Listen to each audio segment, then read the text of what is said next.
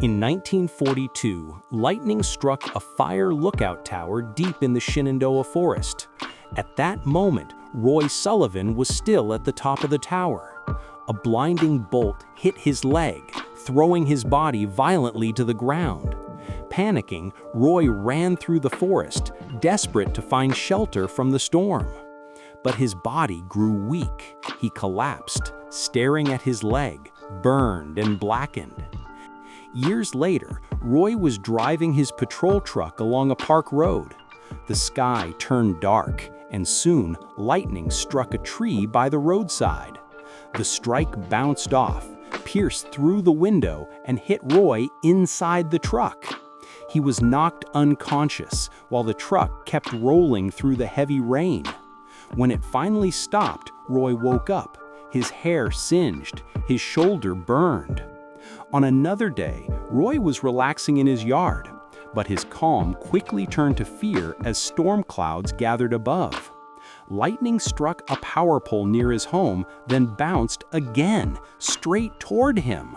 For the third time, Roy was struck by lightning. He fell to the ground, his body burning, unable to believe it had happened again. The next strike came while Roy was working in his office. Outside, the storm was closing in. Suddenly, lightning hit the telephone wire in his room, then jumped across the desk and struck Roy once more. A flash of blinding light filled the room.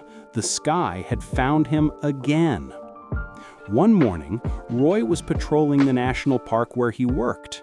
He saw a bear approaching a picnic area and ran to chase it away.